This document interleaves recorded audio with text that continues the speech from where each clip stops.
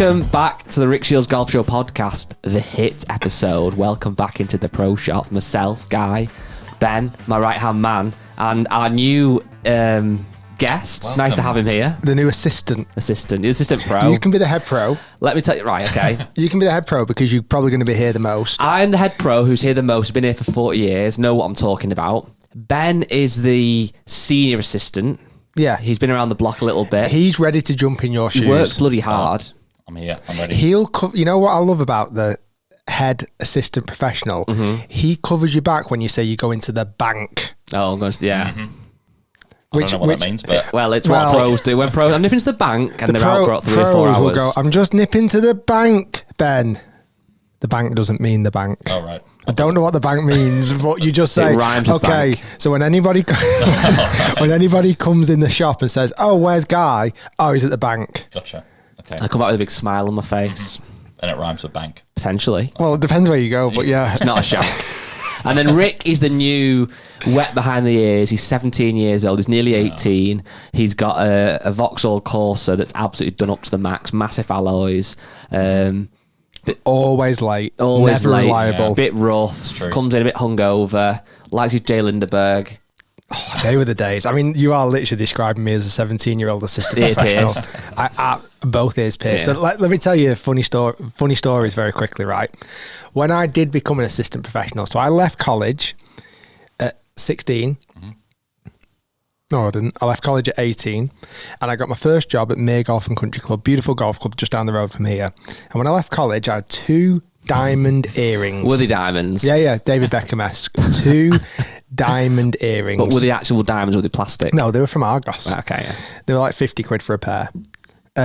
Pretty spendy, pretty pricey back then. And I was when I turned up for my interview, I took my earrings out, left them in the car, went for my interview, got the job. A question in my interview, genuine, the last question was, what football team do you support? And at that point I was like, do I kind of lie or do I just go with it? So obviously I said United, it was the right answer, I got the job. Right. So anyway, for ages, every time I got to work, I took my earrings out. I mean, how weird is that to even say? Put them in the little ashtray or whatever, go to work and this, that, and the other. One morning, I forgot. And I walked in the pro shop and it's one of those places that's quite prim and proper. You had to be clean shaven. I'll tell you a funny story in a minute, but you had to be clean shaven. It was all about looks and image. I rocked in and the head pro at the time, Peter Eyre, actually just works down the road now at Clubhouse Golf, absolutely roasted me. Absolutely rinsed me. And I couldn't get them out quick enough. And I literally said to him, oh, I only had them pierced this week. It's a lie. I had them pierced for like 3 years. And from that point, I don't think I ever wore earrings ever again. When you say he roasted you, what was like his first reaction, his words? Do you remember? I just remember him looking at me and just looking at my ears. And I could see internally him thinking, how do I even approach this? How do I not get done by HR? Yeah. But also I've got to let him know that this is not acceptable. One very quick one. This is really funny that we used to do.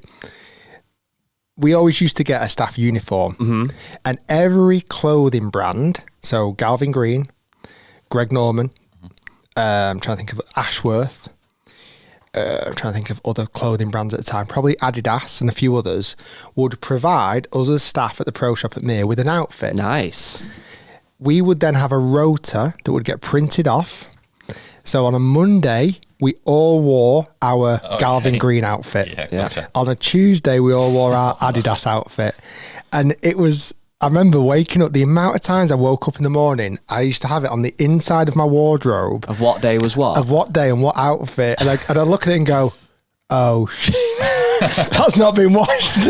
I'd literally go in the wash basket, shake it out, put some Febreze on it, like iron it quickly, shove it on, because if you turned up in the wrong outfit, that was really, really bad. Worse than the diamond earrings. Well, we're hoping that when you're in this pro shop, Rick, you're going to come with a bit more grace and respect for this show, because you've missed pretty warm in this pro shop, that's for sure.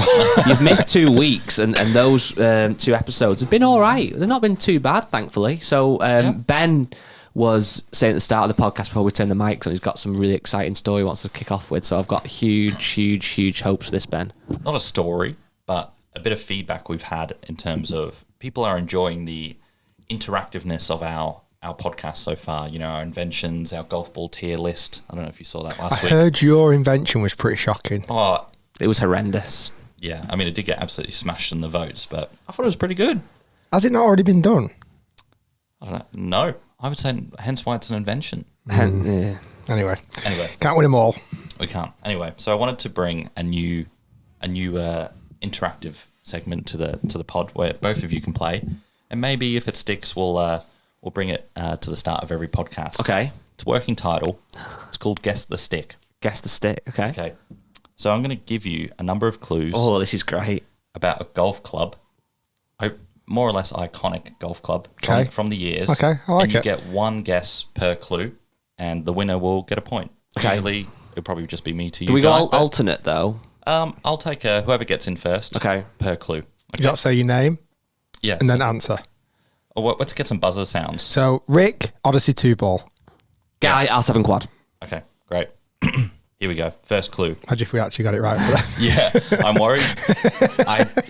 I'm Not knowing this. your knowledge, I was worried that I was going to pick something that you guys get straight away. So I'm going in expecting the worst, hoping we get to. I have 6 clues here, so I'm praying we get to clue 6. Here we go. Clue number 1. And if you're in the audience, by the way, listening in the way to work in the car, make sure you play along. Clue number 1.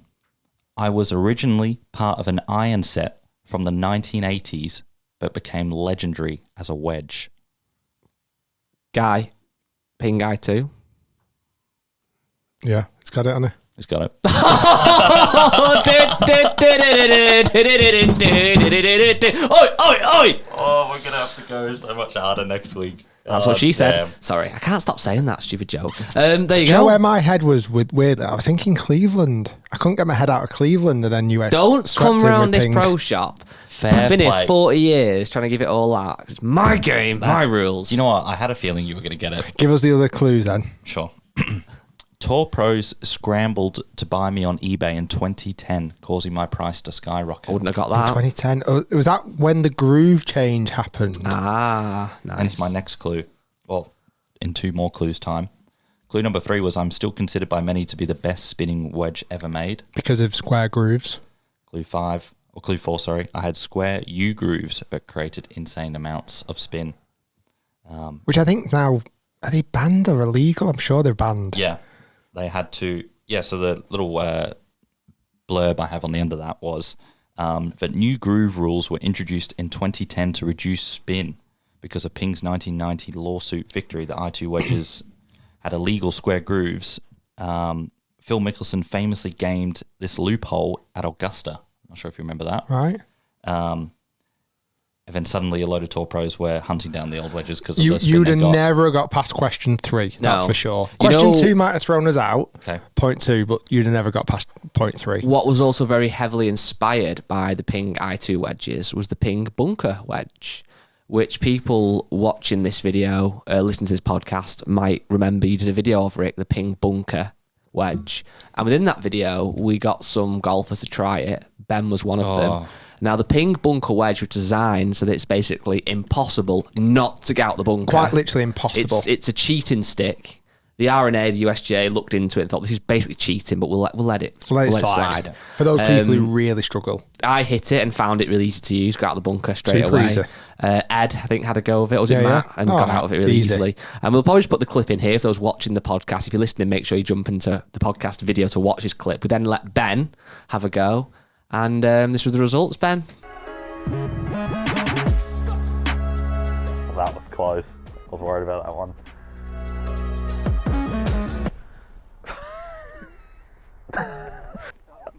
That was the slowest swing. You got to hit it with a little bit of speed. 11 handicappers doing us proud out here.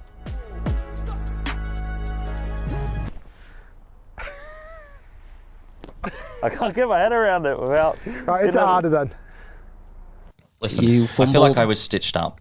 By the way, that was not a great audio experience. You have to watch that. You have to visually. watch it to see Ben, essentially. What did you do? Let me paint the picture then. So they're like, oh, let's give it to the cameraman, see if I can hit it out of the bunker. I feel like I know how to hit a bunker shot. But I got into the bunker and Rick's words were to me, and they'll be on the video, Oh, blame me. Hit it like a normal chip shot. And that's what I tried to do, and it didn't work. It did not work. Well, I'm going to give you... Sorry, one very quick one before you go on. Past that ping eye wedge. And I am convinced this was a thing, but I can't seem to find it ever since. I hope you're not going to read what your Google search is right now. So when I played golf, I got invited over to Scottsdale years ago, 2015. When I played golf, you said then, as if you don't know. What did I just say? When I played golf... Yeah, sorry. Back in the day. When I played golf in 2015... Sorry, that didn't make sense. In 2015, I got invited to Scottsdale as part of Ping's launch of their new product. And we played a golf course. We actually played TPC Scottsdale, which is amazing. We played another golf course down the road, and I can't remember the name of the course. I'm going to have a look in a minute. Solheim, John Solheim, used to have a house on the side of this golf course. Oh, I know what you're talking about now. And he, as you do in Scottsdale, there's lots of swimming pools. Mm-hmm. His swimming pool was in the shape of a Ping I2 wedge, right? Nice. We played this golf course, and I remember iPhones were still around then, getting Google Maps up and being told where it was and being able to see it on Google Maps. Clear as day. A wedged shape swimming pool with quite literally groove lines that look like grooves, right? Wow.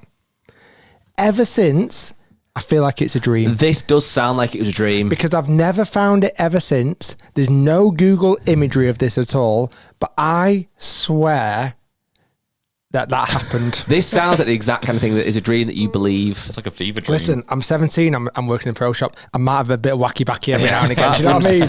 Like sometimes I start having. But I swear to you, if anybody knows this story, that there's a Ping eye-shaped swimming pool in Scottsdale, please get in touch. I've looked many times before and cannot find it. I'm looking at Rick's laptop where he searched Ping eye swimming pool, and it's just a lot of pictures of swimming pools that are not like just leisure pools. If I can find it was where, I'll tell you where it was. It was where Annika Sorensen shot a... You've told me this story before. We've tried to look and you didn't find it. Well, while you're looking, Rick, I want to kind of test you and Ben with something then while we're doing little quizzes. What is the following headline regarding to that experiment's over? This is in the news 5 days ago. That experiment is over. 5 days ago. So God, I feel from a huge name golfer, and it'll make so much sense when we elaborate on this story as to why I'm talking about it, obviously in the HIT podcast, but also with Rick on our table today. So it's Saturday before the weekend's golf. Don't think too much into it the actual day. It's just it's about a week or so old story. What is it? This experiment is over. I saw this on social media. Experiment's but over. I can't remember what it was. I'm going to say. Is it something to do with putters? No. I'm going to say Rory McIlroy and my irons. Correct. Oh, nice. It's at 1-1 now. Rory McIlroy has realised the P7 CB irons They're just too hard to hit. Played too hard to hit. mice, and he is a man. He says they are too difficult. It's finding the middle of the face on those irons are only for the most skilled golfers. It says here, according to golfxx.com, I was hitting the irons, really like them, but then I found out that some YouTube guy uses them and can't break 80, so I've stopped using them. With him. No, he said the experiment's over. Back to the trusty irons that I've used basically my whole career. Apparently, this is quite nerdy. He found that they were having a little bit of a right bias to them, which he didn't really mind on the range or in practice, but then apparently on the golf course in competition play, he couldn't quite trust it. So Rory has moved away from those cavity back irons back to his Rory Proto TaylorMade blades. So that experiment for him is well and truly over. It's done. Do you have a right bias of yours? I have a right and left biased. They go both ways. But you know what must be amazing though? Being that level of professional, obviously second, third best player in the world, and actually be able to see that right, because that will probably be a 2 to 3 yard slight right bias, but obviously he can notice that. For us, me immortals, we never ever would. But interesting that he tried something, didn't like it, and. But I also think, don't forget, when we've said this in the past, like Tommy Fleetwood alluded to, he's obviously with TaylorMade. Mm-hmm. Adrian, who I struggled to say his surname, but incredible fitter for TaylorMade, who works for a lot of these huge athletes. He he's like the mechanic. So it wouldn't surprise me if it almost came from someone else as well.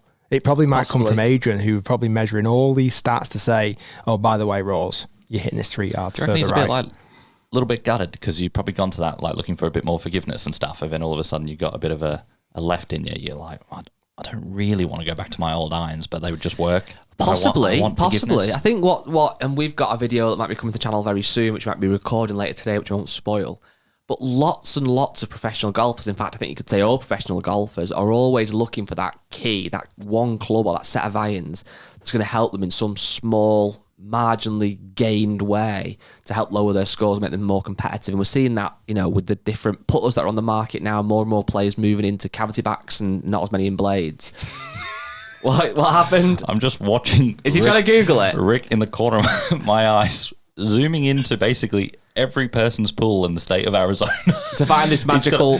He's gone to about 6 different golf courses, zooming into every single pool. It doesn't exist. We've done this before. It doesn't exist. He dreamt it. And I'm trying to look at you, but in the corner of my eye, I'm just watching pools zoomed in and out. So, from what I've seen, it's Moon Valley Country Club is where Annika Sorensen shot a 59. That golf club doesn't ring a bell to me, I must admit. But yeah, I'm feels like currently going around zooming into every swimming pool. I can't even find an article about it or anything. I can't see anything about it. It happened, I'm sure of it. Me and Ben are a married couple at dinner, and Rick's the child with an iPad in the corner, just with his spaghetti just on his iPad. Oh, looking for golf club shaped swimming pools. Other news in the iron world. I'll stop that. I'm going to stop. Wilson have launched some new irons that lots of people will have seen who are fans of golf equipment, listen to this podcast. And I tried them out yesterday for the first time. Rick, I know you're a huge Wilson iron lover. You've had them in the bag before for a long time as well. You stayed in your golf bag. The only time I've ever had a proper hole-in-one was with Wilson irons. Yes, at Open Qualifying at West Lancs. West Lancs. What iron was it? 7-iron. And what? It was a Wilson FG something, was it? VG 60 something. And look at me. But you also recently tried the Wilson Woods, and they were very good. What was it? V6 irons. V6. Yeah, Wilson V6. And then what were the new Wilson Woods are called? Dynapower Max and Plus. they've done well. Most recent video. So I wanted to try off the back of your recommendations and the back of a lot of the reviews I've seen online. These new Wilson staff mod irons are getting a lot of love. So I thought, right, let's test them out. Let's see what they're like. Do you like the new Wilson branding? With the badge with no WS in it. Doesn't offend me. Don't love it, don't hate it. I think they've done a really nice job at keeping with the heritage, but understanding that they had to change. Yeah. And I think if they'd gone totally different, it would have looked weird. Where they've kept the shield, but they've kind of modernised it. But then having no shield with no WS on, why have a shield? Because it's synonymous. Yeah, maybe. I do love the shield. It's clean. I think it's nice. Very, very clean. But don't say too much about your review. Well, no, that's coming very soon, but all I will say is I'm glad I tried them. Wilson irons are... They're amazing. Yeah. They're really, really good. I'm glad they're getting talked about a lot.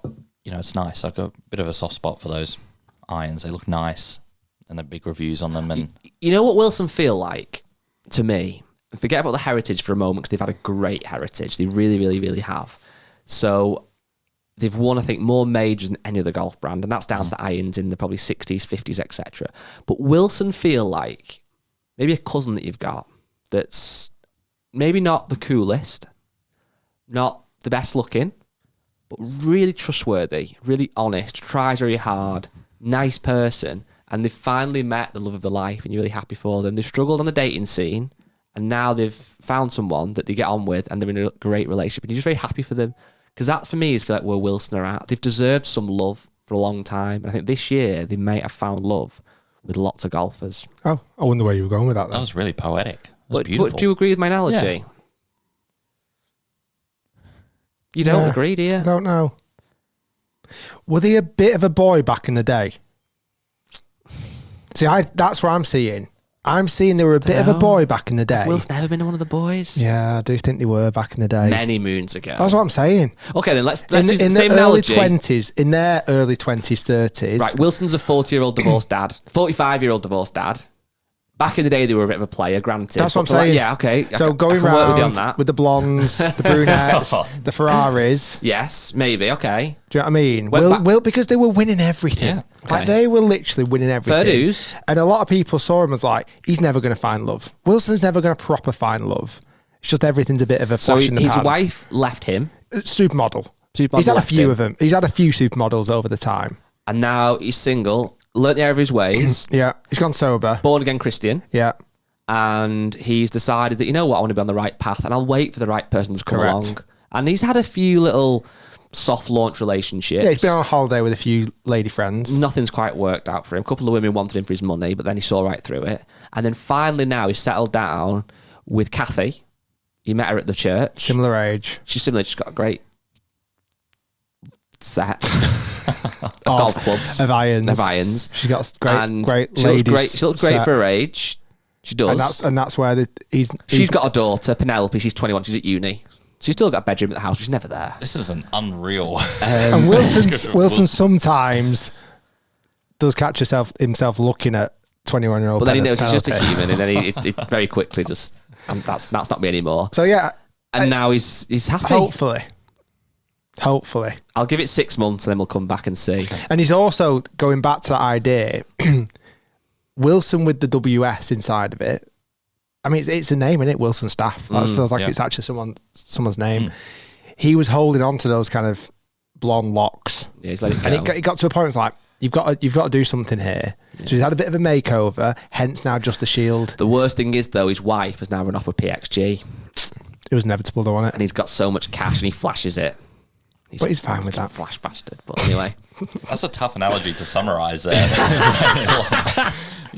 I think it nailed it.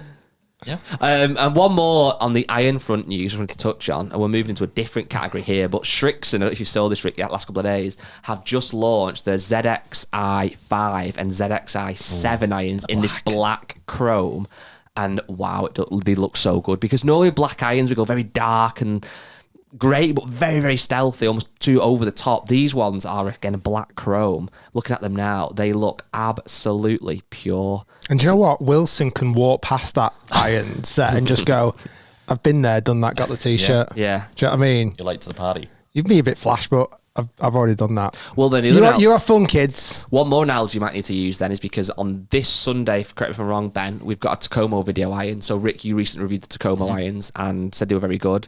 We've now got Grant Horvat is Tacoma. Luke Kwan, is he still Tacoma, I believe? Yeah. And all them lot. Taco Golf, all them etc. lot. Bob does sports and now Tacoma. You name it. You go on Golf YouTube, you are getting Tacoma. Brian Bros. Tacoma, yes. I said Tacomas, yes, then Tacoma. Everyone on this dog is using Tacoma. So let's give them some unbiased reviews. You reviewed them, said they were really good. What they're like in my hands, who isn't playing much golf at the moment. Feedback to come in the video, but another Tacoma review is out very, very soon. The new kids on the block, much, much cheaper, perform nicely. I got asked by a man in the sauna the other day out of the blue. Some man looked at me and obviously must watch the videos and said to me, what do you think of So many jokes. What do you think of Tacoma? After seeing you one wood. Yeah. He said, that's stiff. Is that shaft stiffer than stiff? Is that I said, I'm a couple of inches longer than standard. And then I woke up and that was a dream as well. Like your ping dream. That was also a dream. But a man did stop me in the sauna. Was that... Did he ask you about Tacoma? Yeah, he did. Did he? Was that a bit awkward? Were you in there... Because you're going for 15 minutes, right? I tried to do 15 minutes, yeah. Were you at the start of your 15-minute journey? Ideally, this is perfect. I was at 10. Oh, nice. So it gave me that little 5 minutes of chat to get me through the hard Fair 5. enough. I don't think there's anything more awkward than being in a sauna or a steam room. You know that you're about to finish, get out, Still, okay, sorry, get out. and someone walks in and you think, well, if I walk out right now, it's going to feel like I'm walking out because he's walked in. Yeah. Do you get what I mean? Yeah. So whatever time you're on, you've got to do extra. A couple of minutes. You Well, have to. have you ever heard about when Tyson Fury and Vladimir Klitschko fought? Before that, they did obviously these face-to-faces, and Tyson brought up the memory that he had of a training camp many years earlier, where Tyson, I think, was actually with Vladimir Klitschko on his team, if you like, on a training camp, helping him out before a fight. And they were in the sauna, and it got down just the two of them left. And Tyson brings this up. That was their first ever battle, and that one of them was going to get out first, and Ty said it was never going to be me. And then he said to the host of this little kind of confrontation, said, well, who got out first? And Tyson went, he did. He got out first. And then Vladimir declared... That was a Tyson Fury impression. What was that? I don't know. He goes, he did. He got out first, didn't you? And then Vladimir Klitschko admits that he got the sauna first, but he said it was never a competition. We were just both in the sauna. And Tyson says it was, wasn't it? And then anyway, it's a bit awkward. But my point is, I now have these battles with randomers in the sauna. So I'll sometimes get in the sauna, and 65-year-old lady might get in as well, not long after me. And I look at her and think, you're not going to win this war. And then she sits in there for 5 or 10 minutes, and she walks out, waddles out maybe, and I look at her like a victorious champion. I think there's one thing, and you might have experienced it so far going in saunas. One thing that certain men of a certain age do, they make a lot of funny noises. like a lot of like, and I've noticed it in showers as well. Like men of an older age, when they go into a shower or a sauna, it's a lot of. Do you know what I mean? Like, what kind of noise do you make? I don't make any noise in the sauna. I'm a silent. Do you find it hard to not make a sound? Like, when you think about it, it's actually quite hard to go around life and not make a squeak. You know, you just kind of like silently, just like. Yeah, but I'm not going to. Yeah, but people almost. It's almost like they make an effort to make a noise. You know, when you like sit on a couch. Yeah, that's what I'm saying. Who does that? Do you do that? I've never sat on a couch and gone. When you get home after a long day. Never. Oh, it's good. You should try it. Never. Yeah, but you know what Rick does? He gets on the couch in his jeans, keeps his phone, keys, and wallet in his pocket, and sits on the couch. When you get home, do you get changed out of your normal day clothes? Depends what I'm wearing. If I've got like it's jeans, you would. If I've got like these with like elastic waistbands on, I probably wouldn't. If I've got jeans and like a belt on, yeah, I would like go. Rick would sit on his. Would you wear jeans all night till bed? 100%. That's just odd. Do you keep your hat on as well? I can do, yeah. And wallet in pocket if you've got your wallet with you. My wallet will be in my back pocket. That's disgusting. My phone, that is disgusting. Keys. No. I do it on flights. I literally do it on flights. When we flew back to Australia. You wore jeans on the plane? Yeah. And you keep all your stuff in your pocket? Yeah. Oh, and I must admit, I got off. I hate it. I got off the plane and I was like, oh, where's my passport? I'd slept most of the time. My wallet and my passport were in my back pocket all the time. Oh. Do you wear your shoes at home? No. Yeah, that's good. Do you have like a choice of footwear? Slippers? No, I don't have no footwear. I don't wear slippers. We've got heated floor. Oh. So it's very nice. Must be nice, yeah. Must be very nice. Is that in your UK residence or your Dubai residence or your Milan residence? It varies. Anyway, Ben, have you got any more topics for me? Because I've come very unprepared today. I've got some questions off the Facebook group, however, but if you've got some more that you want to run by us, I'd love it. I've got a question for Rick, but just before we get to... I'm just letting you know I'm about to clock off soon. Oh, okay. To the bank. I'm going to the bank. Go to the sauna as well. I'll fly through, I'm joking. We've got all the time. Every episode we like to talk about sort of like what's been in the bag for winning pros over the weekend. This is where we lose Rick. Rick starts snoring. No, I'm in. I'm all over it. And then I've got a question for Rick at the end. So obviously AK, you've touched on him winning in Australia. We'll quickly run through his bag. Anything to say on that? I know you've been... Why are you laughing now? The terminology, you've touched on him. You've covered his story, yes. What? And you've not touched him? Come on, let's go. Come on, Jesus Christ. Where are we going with this? I think... I just want to run through it, but it's not too... For me personally, it's not like overly exciting in terms of an equipment story. Great. Good content. I think it's really exciting, his equipment. You like it? Yeah. All right. I'm going to run through this. You tell me what Let me judge it then. You say not exciting, you say exciting. I think this is... I'll get the final vote. It's a fantastic what's in the Give bag. me a club, I'll say exciting or not. Callaway Quantum Triple Diamond Driver. Bore off, not excited. Callaway Paradigm AI Smoke Triple Diamond 3 Wood. Not excited. Callaway Elite Triple Diamond 18 Degree. I think it's a fairway wood. Not excited. Titleist T250s and 4 iron. Yeah, okay. Medium. P7 TWs 5 to 9. Excited. Anything to touch on your excitement? Unbelievable. Him using Tiger Woods' irons. Like, I know you're new to the game. That is good. Think about that. This is They're quite common though, aren't they? Kim, who literally had... They were... Tiger was the messiah, And Anthony Kim was coming up to take the reins. Like, he was literally next in line to the throne. Can we compare him with God and Jesus? Would that be allowed? 20 years later, Wilson would. 20 years later, you've now got Anthony Kim winning golf tournaments that nobody ever expects in the world using Tiger Woods' irons. I'm getting absolutely roasted here. I mean, that is unbelievable. And I tell you what, so many, I've seen it a lot. Yes, the conversation about blades, are they dead?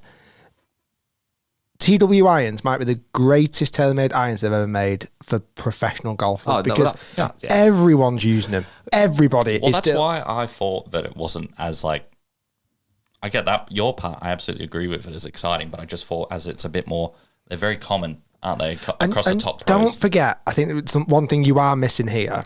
Anthony Kim, when he came back to golf, had zero equipment. Nothing. It's true. He has gone on a journey, not with any brand. I think Titleist maybe helped him out a little bit at first, but his clubs that he's picked, he's probably the most independent professional golfer in the world right now. Rick, would you like to sack Ben? That's the bag he's choosing. I think that every club in that bag has gone up about 3 notches in kind of reputation.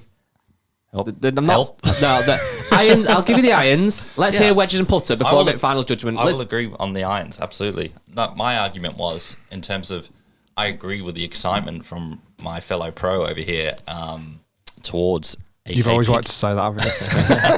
I have. Picking those irons, absolutely, but they are very common across the top pros. So but what's wedges and putter? I think putter's exciting, but SM11s. Yeah, okay. Putter, great. Putter's Love great. This. Love this. The custom tour type, timeless tour prototype. Obviously, pink grip. Big fan, right? It looks short as well. That you got a length on there. I don't have a length. It looks about 33 inches or 32 inches. Putter and irons are decent. Wedges boring. Boring. He is someone that would strike me never ever to use anything else apart from that style of putter. Oh, yeah, he's never going to use a lab, is he? But having said that, I would have always said that about Rory. Well, maybe not Rory, but Scotty. I would have thought would always be in a Scotty. I mean, Tiger's even dabbled, yeah. on he? Not much though. How about the golf ball though? Love the golf ball. What's he? Bridgestone? Had experience. Bridgestone? No, the Titleist. What's he using? 2025 Pro V1. But it's not about the ball. It's about the design. Remember when we filmed with him last year?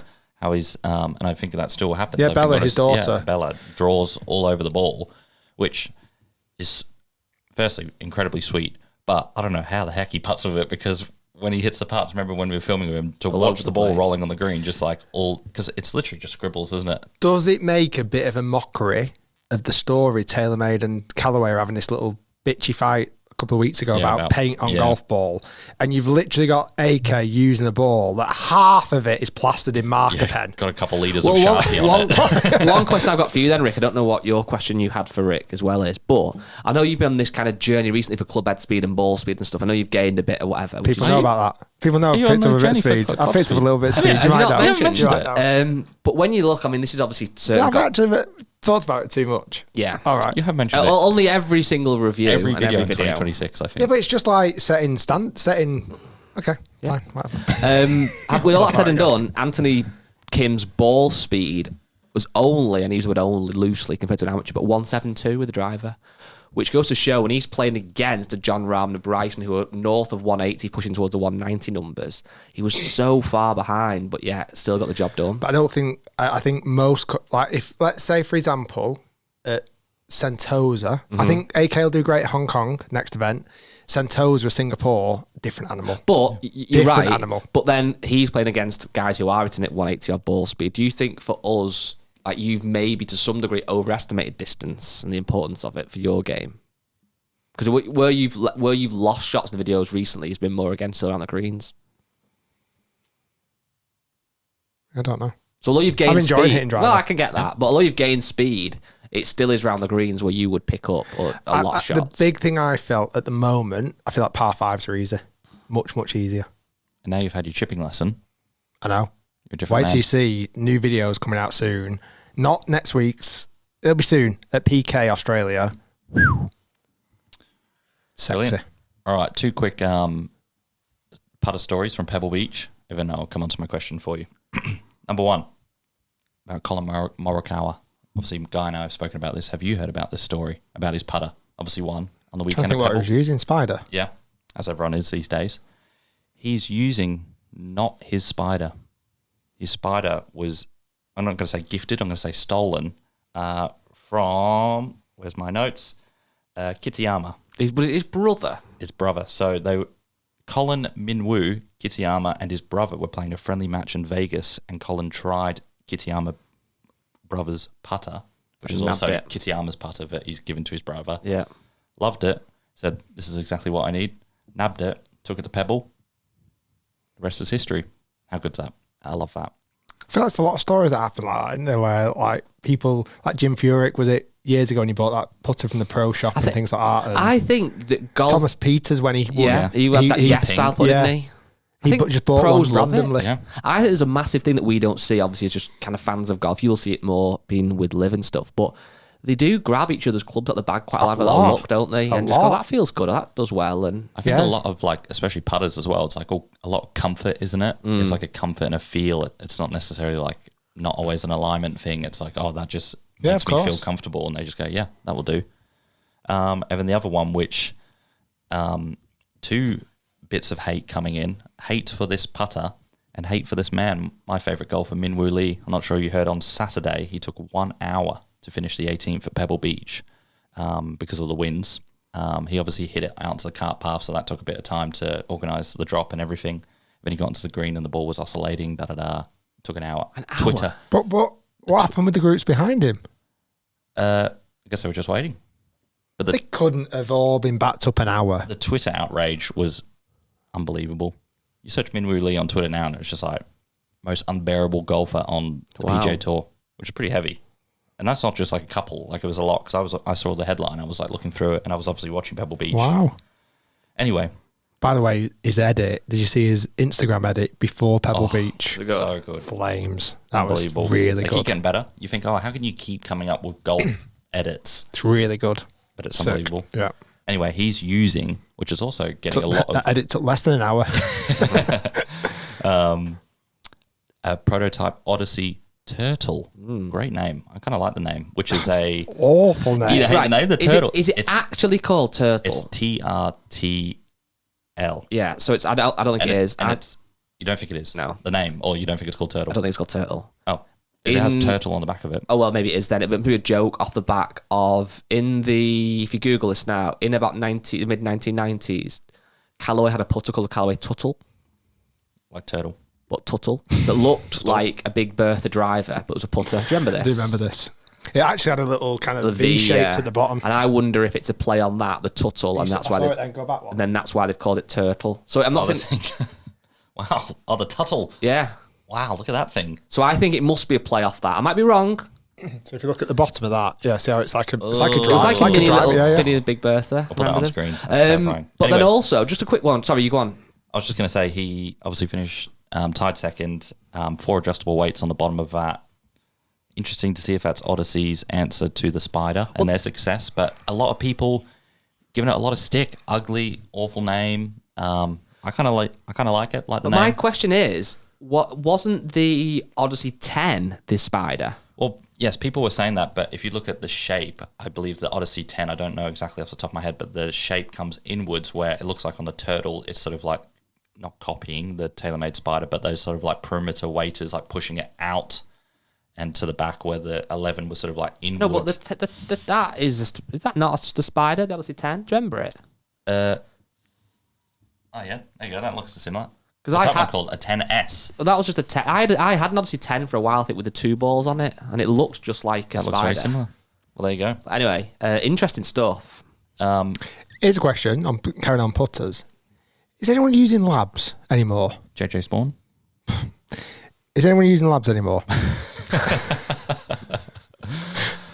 felt like a slide. Do you like JJ Spawn? No. Why? I don't know. Just don't like him. Poor JJ Spawn. Poor JJ. Are people using labs? I'd like to know the numbers on I don't feel like I see them anymore. I would love apart from YouTubers. Lots of YouTubers use them. I don't feel like I see anybody using labs anymore. It's so hard, isn't it? Because the tech is just like almost copied instantly, isn't it? And how quickly they can like turn around things into like prototypes of people like center shafted. Like everyone's got some sort of prototype that's like, I don't want to say copied that tech because I don't know the full like backstory if it like someone did it before and lab kind of zero torque, and everyone's building zero torque putters. So we'll find out for you. Okay, thank you. Some questions from Facebook. Stu Hamlet has said, how often to get your irons fitted?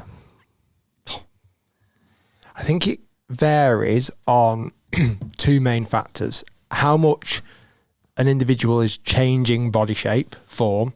So are they getting stronger? Are they getting taller? You know, if you're 16-year-old and you're going through to 20, you're probably going to get a bit stronger and taller. And then how much your swing might be changing. They're the two main things why you'd want to get fitted. Whether you physically have changed quite a lot or whether your swing has changed fundamentally of what it was when you first got fitted for those irons. What about if your swing is like relatively the same? So say someone's like got fitted at like an 18, but now they're a 8. But their swing is maybe like tweaked a little bit, would you still? You shouldn't, no. No? I mean, it's worth having a recheck, but not really. The only thing, though, it depends. This is where I always think it's different what people decide the fitting, because I think when people say fitting, they're thinking length and lie and grip thickness, which ultimately shouldn't change too much. But if when you're off 18, for example, you might want to do quite a thick, chunky, strong, lofted power bat. When you get down to 8, you might want a bit more of a player's club. So you actually might find that your length, your swing weight, all that might stay very similar, but the actual club itself might change. Well, see, I read it more as keeping the same equipment, but having it almost refitted. Yeah, well, that's it. You probably wouldn't need to. But the biggest thing, I think, for fitting that some people overlook is what head you want to go with. Because if you went to TaylorMade now and said, I'm going for a fitting, you're probably thinking length, lie, etc. But you're going to walk out with a P7TW or the big, massive QI irons. They couldn't be more different. Yeah. The one thing I think golfers maybe don't do often enough, and they should do, is almost like an MOT of your clubs. So go and take them to a pro shop and actually get them checked on lie and loft, because clubs do change when they're in the back of your car banging around or in the back of a buggy or whatever. They can change, certainly if they're a soft metal. Yeah. So having a new grip, having loft and lie checks, it feels like you've got a brand new set of clubs, yet it's still your own set of clubs. Well, this is a very tough question to answer. Matthew Gilbert has said, when going for a fitting, what kind of research should you go in with? I'm talking basic knowledge of what speed and spin actually means. So to Matthew's point, it's quite a tough question, because some people will go in with lots of knowledge and very nerdy and wanting to know what the smash factor is in the dynamic loft, and some people might go in with absolutely no knowledge whatsoever. I think for those people who don't have any knowledge, it's about trusting your fitter that they're going to do the right thing for you. But it's quite a tough one, isn't it, really? To know what should you know? What should you be looking for? Yeah, and I think it depends who you are as well, like your experience. I think obviously different if you went for a fitting compared to if I went to a fitting. Like when I did that average golfer test 2026 drivers video, when I had that quick fitting with Ping, I just couldn't believe how many different variations make such like a subtle difference. For example, like I started at a 9-degree head, but I went to a 10.5-degree head and cranked it down. And I just 6 months ago to a year ago when I got into golf, I just never would have thought that that would make such a difference. And I wouldn't go into a fitting knowing I would like to try a 10.5, crank down. I guess it's trusting your fitter, isn't it? I think fittings are almost a bit like golf lessons. You know, you've got to get on with the person that you have chosen to get fitted for. And unfortunately, I've had terrible fittings and I've had really, really good fittings. And the principle is the same, but it's the fitter, how they communicate their story, how they can get across, how they react on good shots or bad shots, similar to a golf coach. Like sometimes you get on with a golf coach better than another golf coach, and they might be telling you exactly the same thing, but just delivered in a different way. Yeah. It's very difficult to find fitter golf coaches who actually match your own personality. You want to know as well what I think is the worst or one of the worst things about fitting amateur golfers, which I used to do, obviously, is my old job, is I'll start with the Tour Pro. You look at Tour Pros playing like this last week at Adelaide. I think John Rahm had an 8 under one day and then a level par the next day or something like that, let's say. So 8 shots different. You all know was when you're playing an amateur golf, you might one week shoot 95 and the next week shoot 80. That could be Ben, potentially. We do have this massive fluctuation in our scoring, don't we? Absolutely. If you go for a fitting, You might that day be hitting it like you do on the day you shoot 80 and hitting it really nicely. You could equally be hitting it like you would do on the day that you shoot 95 because you're an amateur golfer and you might be a bit nervous, a bit apprehensive. So although your things like height doesn't change, your swing speed doesn't change very much, obviously your hand size doesn't change, things like grip thickness or whatever. But how you're hitting the golf ball could be so different to how you would next week. And that makes it very hard to fit the golf clubs because the fitter is not seeing your proper good shot and your proper bad shot consistently enough to know really what to recommend. So a lot of it, and I'll be honest, is kind of educated guesses. I still think fitting is flawed fundamentally. It massively is. I really, really, and I don't know if there's a technology that does this or should do this. It would be amazing if you could go to a fitting centre. They give you almost like this default set of clubs. And these default sets of clubs have all these sensors in, all this information. And you go and play golf. You go to a driving range, you go and play golf with these default clubs. After a week, you return them back. You plug them into a computer. All gets downloaded. Mm-hmm. That's the recommendation for you because that's more based on your real life performance. The closest thing you've probably got is the Mizuno DNA, but even you could argue then is how you swung that default club versus how you might swing a club that is an inch longer might even change again. I know. So it's really there's almost, I think the best thing about fitting is it's going to be better than not getting fitted, obviously, but it's never, unless you are Rory, it's probably never going to be perfect. I got a question, Rick. You mentioned earlier that you said you've had... But on that, sorry, Ben. Breaking news. On that story you just said, even Rory getting fitted on the range is still different to Rory playing clubs on the golf course. Sorry, Ben. Of course. You mentioned earlier that you said you've had bad fittings in the past. Is there someone like... What's that? You want me to call out? An average golfer. Right now, everyone's seen the video. Should we re-release it? Before it got released. Go on. Is there a way to tell for an average golfer going into a fitting that this is a bad fitting? Because like people like me, if I went to a retailer now and got a fitting, is there a way that I could tell, besides until I got the end product and maybe played bad with it, is there a way I could tell I'm having a bad fitting right now? I think the fitting is difficult. I think it's more how are they persuading you to go into other equipment that you might not have wanted. Mm-hmm. So, for example, if you've gone in with a bit of I really want a Wilson driver. Seen the review, I really want a Wilson driver. And then you get there and the fitter goes, you don't want a Wilson driver. They're no good. You want this Callaway. This Callaway is what you want. Well, suddenly he's like, well, it's not really what I've come in for. I think there's only those kind of telltale signs as such. The other thing as well, though, and I used to work in American golf many moons ago when I was a student, and at the time I couldn't really fit, but I used to fit people. I kind of half knew what I was doing. If you walked in off the street and you were off 28 and you wanted to know if you needed a regular or stiff driver or what driver to buy, I would have in that instance given you a good fitting because I knew the difference in club head speeds, I knew what you would probably use, I could maybe hit it decent. If I was in that same store on the same day and I give that person a good fitting, but the guy +2 walks in who says, I've currently got the Titleist GT4 set down at 7.5 open face. My spin loft's a bit low at the minute and, my smash factor, and I'm there like thinking, right, okay, well, first of all, I don't feel that comfortable fitting you because I've not done it for very long. Secondly, we've not got that many options in store for you to try. I've not got different lengths of shaft. I've not got any different weights of shaft. I haven't got any different grip options to try. I'm not going to give them a great fit-in. So it's so hard. It's down to the actual person themselves. So if you are someone that's very new to the game and want something very, very simple, go into a high street retailer, you're probably going to get an all right fit-in. If you're a really good golfer or real equipment nerd, you better go in somewhere with much more choice. And that's why places like Woburn, Titleist charge £500 for a fit-in, and people pay it because those people that do pay it are those either elite golfers or absolute golf nerds who want to get the best of the best of the best. Here's a trick that I think fitters do that everybody should be warned about. So this, going back to what you said, this to me is a trick that fitters do. Okay. And I reckon you did this in the past. Hit your own clubs first. So go in, hit your own clubs, warm up and hit your own driver first for me, Ben, okay? And you'll stand there and you'll be nervous and you've not quite fully warmed up and you'll hit 10 driver shots, right? They will have that data now saved. It'll be written on Ben's current driver. 180 carry.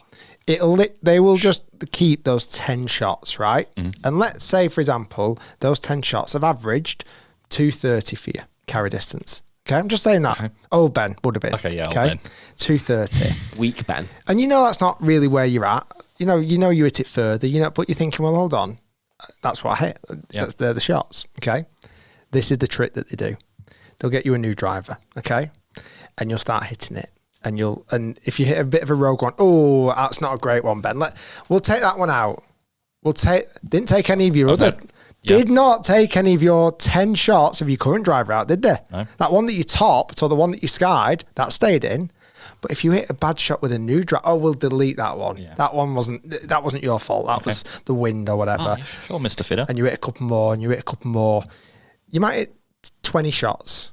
But if you genuinely look on screen, and again, because I've used launch monitors and you have now, you'll spot this, is easy ways to disable or delete those terrible shots. Yeah. And suddenly from those 20, they're choosing your best 3.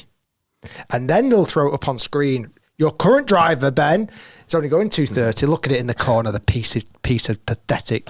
Although this is kind of true, I do feel obliged as a previous fitter to stand up for fitters for 1 second, because there is some truth to that, and certain people might do it worse than others. However, the other thing you've got as a fitter that's a challenge is so many golfers come in thinking they hit it further than they do. So even in Rick's instance, when they hit their own driver and Ben's getting it 230, Ben's ego will start to say, it's more than that on the golf course. I hit it 270. There's a par 4 at our second hole, and I normally get on the green, it's 270. And you're going, yeah, but does it normally play downwind? Well, yeah. Is it downhill? Is it downhill? Yeah. Is it middle of summer at the minute? Well, yeah. So it's like, well, you hit it at 270, but the carry was probably 225. So Ricky is right, but it's also sometimes fitters have it hard. And last thing, again, defending the fitter. I can't speak for everybody, certainly at retailers, but when I did my job working for Nike, who no longer make golf clubs, I was genuinely had no incentivized whether people bought golf clubs or not. I was there on behalf of Nike doing a service for stockists of Nike, i.e. pro shops, American Golf, wherever that might be. And I was booked in to fit their customers who they couldn't normally fit because they had nowhere near as much kit as that I could take in my van. So when I fitted them, it was then down to the pro to actually potentially sell them or not sell them. All I would do is almost like a doctor giving them a prescription. So I would say, right, there's your prescription, Mr. Ben, right? You need actually an L flex, ladies flex shaft because your speed's quite slow. You need 13 degrees aloft and you're a pathetic little worm. There's your prescription. You then walk into the pro and the pro says, right, yeah, Ben's a worm. Here's your driver, Ben. It's 300 quid, you want it? And then that's up to you then. Yep. So the fitter wasn't actually incentivized to sell the golf clubs.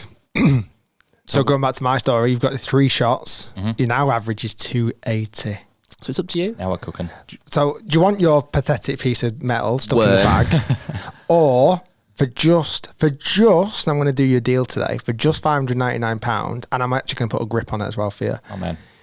You're going to get this driver that's hitting it 40 yards further. And then what you don't know... 40 yards. What you don't know, Ben, while I've fitted you for that driver and you've tried it out and you're now going to spend 400 odd quid on it, put it on your credit card and pay it over the next year. 599, by the way. 599 over the next year. I also know it's now August the 31st, that in 2 months' time, we've got a new driver coming out. I've already seen, because I've been to the sales meeting in Holland and I've seen it and I've hit it myself. And you're going to be disappointed in 2 months' time. I'm not going to tell you. I'm not going to tell you it all.